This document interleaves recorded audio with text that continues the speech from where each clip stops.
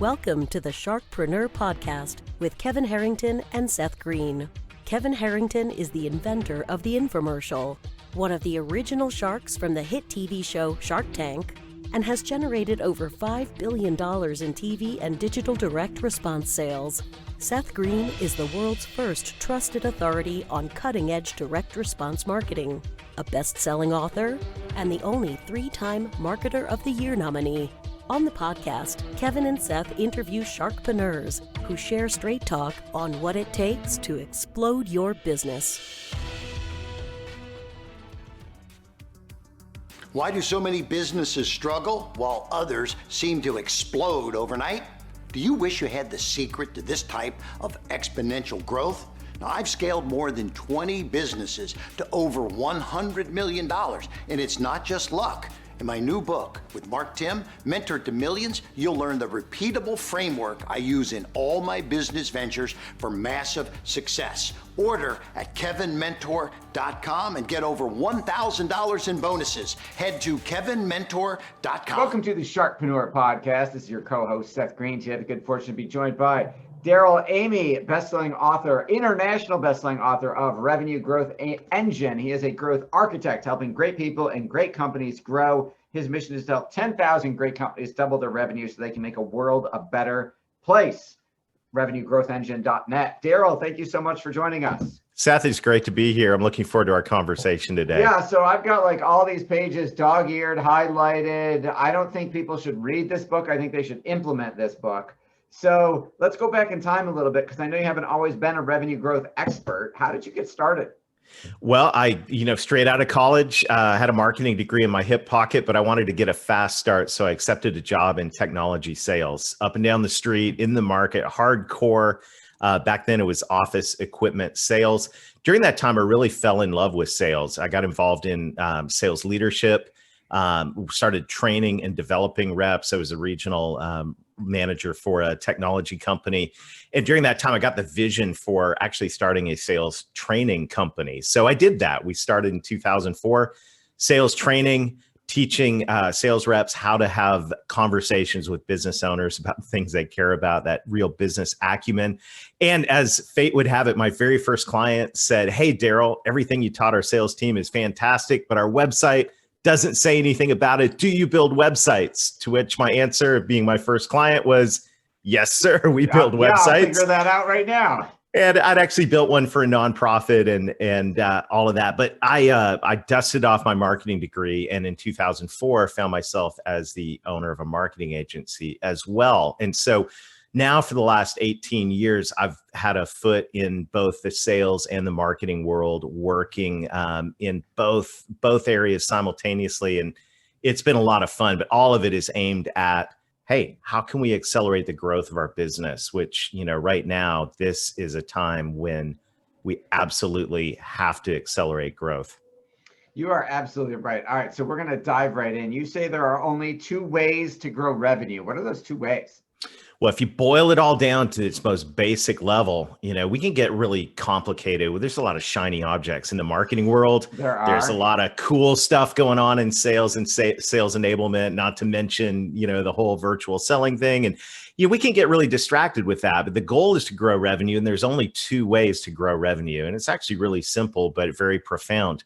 Number 1, we get more net new clients. We get more logos. We bring in new business. The other way, though, is also to cross-sell more to our current clients. And what I found out is most companies are usually good at one or the other. They're usually really good at getting net new, or they're good at managing their client relationships and maximizing wallet share. What I've also discovered, and this is a simple math problem, is if you can get both going at the same time, you can create exponential revenue growth. And this is where things get really exciting. Let's dive into that, because you're talking about the 8th wonder of the world, according to Albert Einstein, compound interest, but you took it to a new level of compound growth. So what is an example of that? If I move this number by X percent, tell us how that works.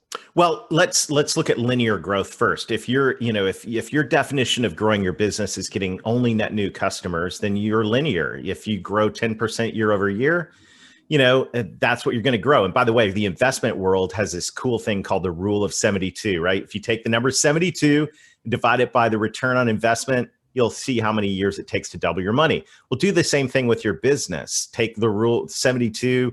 If you're growing 10% year over year, it's going to take you 72 divided by 10%, 7.2 years to double your business. That's all right, but I want to grow faster. And I would say right now, especially since a lot of companies, took a big hit in 2020, 2021 is a make or break year. We have to grow faster. So here's the deal. And this is where it's cool. If I grow 10% net new, and I also grow 10% in my cross-sell revenue, which we measure as revenue per client. And I grow that client base. If you got 1,000 clients, you grow it to 1,100 clients. If your revenue per year is $10,000, you grow it 10% to 11,000 per year. If you do both those simultaneously, the math works out to doubling revenue in just over 3 years. In fact, if you want a spreadsheet to help make the math easier, I've put a simple spreadsheet together on our website. You can text revenue to 21,000, and it's the first thing in our toolkit. And what you discover is that by making sure that you've got the systems and processes in place to drive net new and cross-sell revenue simultaneously, you're going to set your company up to accelerate revenue growth. Awesome. Now there are, so you got a fantastic, easy to understand diagram in the book, throughout the book, describing what a revenue growth engine is and all of the elements. I don't want you to give away all the secret sauce. I want people to go get the book. However, what do you think out of, let's see, 1, 2, 3, 4, 5, 6, 7, 8, 9, 10, 11, 12, 13, 14 or 15 elements to a revenue growth engine? If you had a new client and said, I can only focus on 3, what would those 3 be? What would be the 80-20 rule? What are the ones that move the needle the most? Well, I love the 80-20 rule, by the way. And so much of what the first thing I want to talk about is actually based on the 80-20 rule. And that is focusing on your ideal clients. If you look, and good old Vilfredo Pareto in the 1800s figured out that, the 80-20 rule was in full effect. It's in full effect in your business. And it's also in full effect in your marketplace in terms of your prospects. Look at your list of clients, and I guarantee you, I've seen this industry across multiple industries, multiple states, multiple countries. It's true. 20% of your clients are driving 80% of your revenue. They are typically, or at least they're either driving 80% of your revenue, or they could or should be. In that, an ideal client is somebody that can purchase everything that you sell. And, if you look across your whole portfolio of products, services, solutions, an ideal client is going to be the type of client that can buy everything that you sell. And on top of that, some psychographics. They like what you do. They respect you. They give you references. They pay their bills on time. By focusing on these ideal clients, here's the exercise I want to challenge every listener to go through. Think of your top 3 favorite clients. Then ask yourself, if they bought everything they could buy from our business over the next decade, over the next 10 years, what would that client be worth? And add it up, every product, service, solution, all the things. If they were all in full meal deal, what would they buy? Now you know the value of that client. You can actually move the decimal place over one and find the annual value of an all-in 100% sold ideal client. Next thing to do, take a look at your average clients, your bread and butter clients, your up and down the street customers that you just can't bear to let go of, and do that same exercise in the hopes that they might actually stay with you for 10 years, but they probably won't because they're price shoppers. But in the hopes that they will, add that up as well. And what I found, Seth, over and over across multiple industries is your ideal clients are worth 20 to 30 times the revenue of an average client. So want to grow faster? Figure out who your ideal clients are and build the marketing and sales systems to go after them. So that would be the first thing I'd say in terms of, low hanging fruit, got to do this, and get going on this ideal client profile and understand who these people are, what makes them tick. The second thing then is to focus your message around those ideal clients. So, one of my favorite stories and favorite all-time authors in the marketing space is a guy named Theodore Levitt. Theodore Levitt's widely respected as the father of modern marketing. And he would walk into his Harvard Business School class on day one, and he would hold up an electric drill bit. which is near and dear to my heart because when I'm not helping companies grow, I'm actually building stuff in my shop. So he holds up the drill bit and he says, nobody in the history of Lowe's, Home Depot, or insert hardware store here has ever gone to the store to buy a drill bit. What they went to buy was a hole. And good old Seth Greene, or Seth Godin, sorry, Freudian slip there, pretty close. Yeah, no doubt. Good old Seth Godin would take it a step further and go, hey, they weren't buying a hole. They were buying the ability to hang something on the wall so they'd look good to their friends. To which Donald Miller would say, well, we're all cavemen inside. We're afraid of dying. And so we need friends to survive. So really, they bought the drill bit because they didn't want to die. Well, whatever that is, whether they want to look good to their friends, need a hole in the wall, or afraid of dying, the point of this is buyers don't buy products. They buy the outcomes those products deliver. So if you want to reach your ideal client, guess what? Stop talking about your products. Stop leading with your products and services. Start leading with the outcomes your ideal clients want. How do you discover those? Well, you could read a marketing book. You could put a bunch of corporate buzzwords together. But I find the best way to discover that is pick up the phone and talk to them.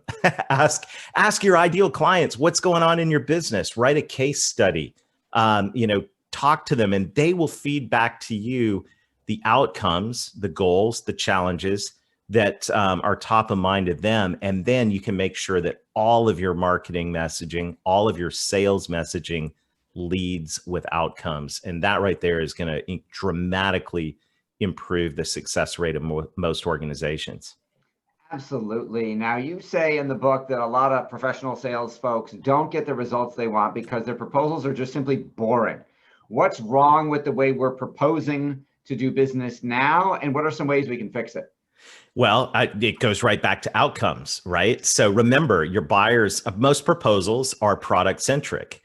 What they should be is problem centric. So instead of saying, hey, here's the latest, greatest, product, and it's wonderful, and we're awesome, and we're better than everybody else, which, by the way, no one believes you. That we live in a post-trust world. That was the word of the year for 2018. No one believes you. But what will resonate is if your proposals begin with a clear explanation and understanding of either the problem they have or the goal they want to achieve, the outcomes, right? And then clearly communicate how your recommendation can help them get those outcomes better and faster, and validate that with real world testimonials, case studies, some proof from your current clients saying great things about you.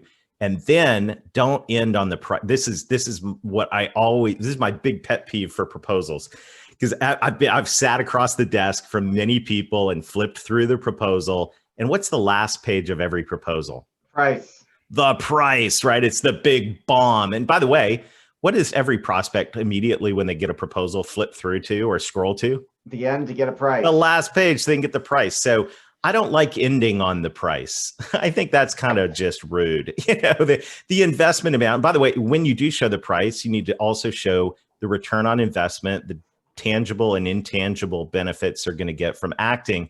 The last page of your proposal should always be a statement of work or a project plan or rollout plan, because when I'm presenting that to a client, I want to, since I understand their problem and have a real solution to their problem, I want to assume, and they've got an agreement along the way, I want to assume that the next thing to do is present to them the implementation plan. So I like to, definitely put the price along with the ROI and intangible benefits, but then go straight into an implementation plan.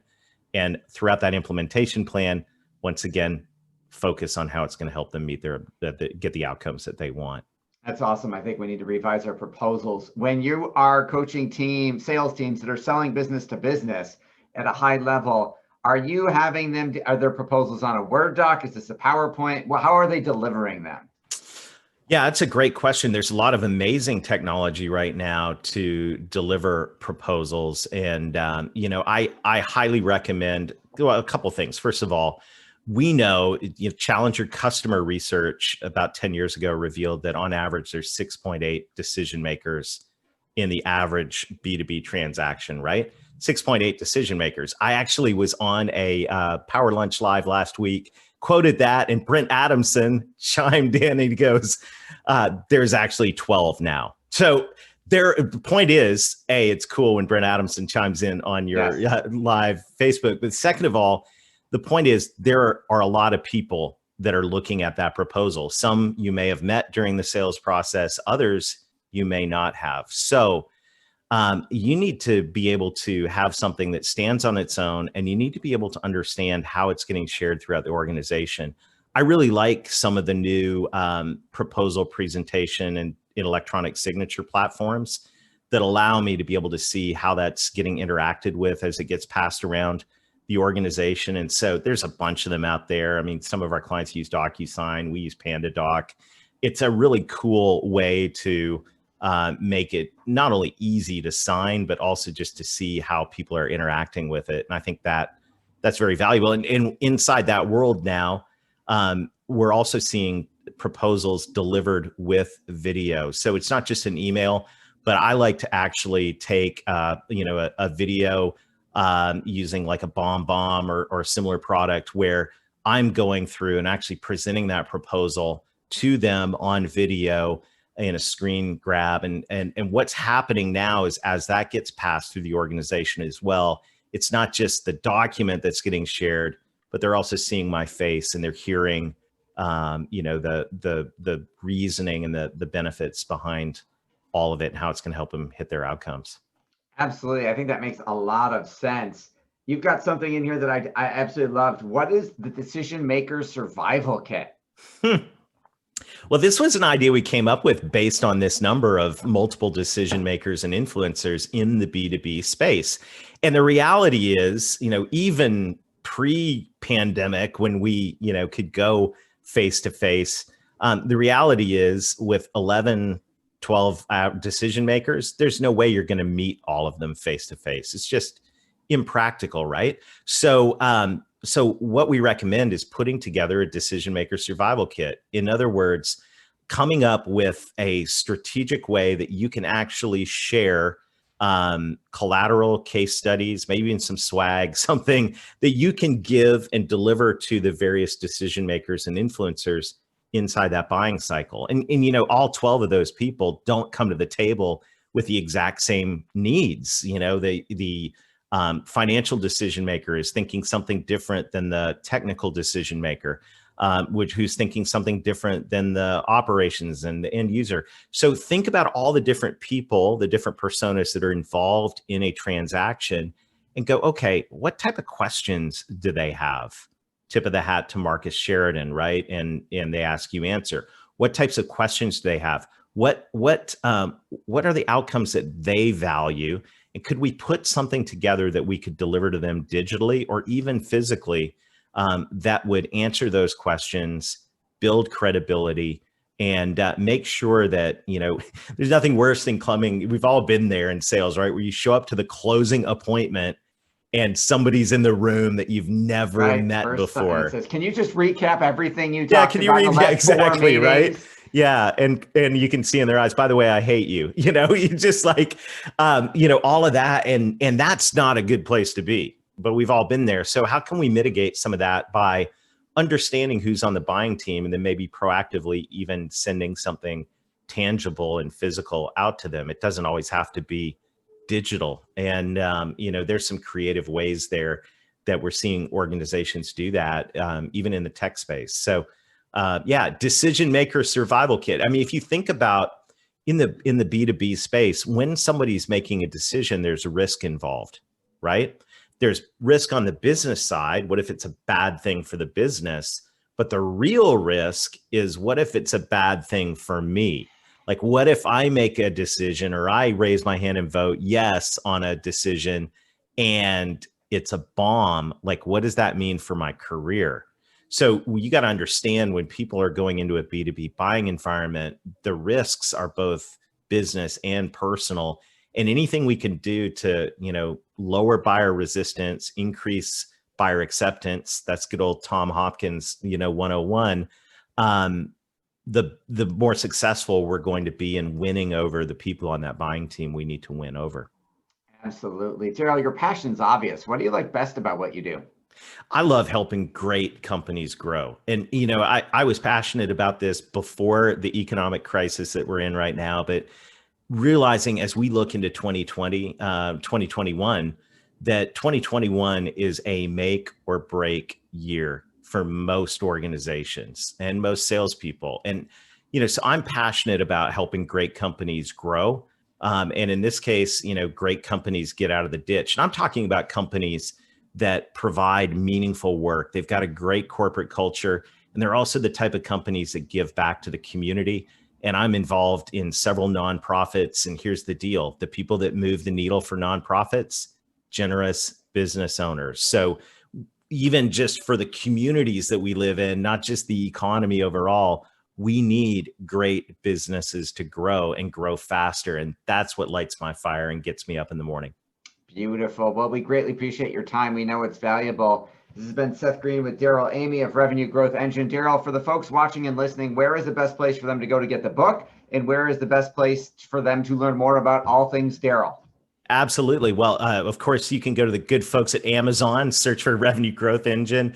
I'd love to connect with you, Darrell Amy. It just so happens that there's not that many guys named Darrell with the last name Amy. So you can find me on LinkedIn and the other social platforms. And we've got revenue growth tools, and we're growing our toolkit. You can access that by texting the word revenue to 21,000. Just text revenue to 21,000, and we'll give you access to our free toolkit.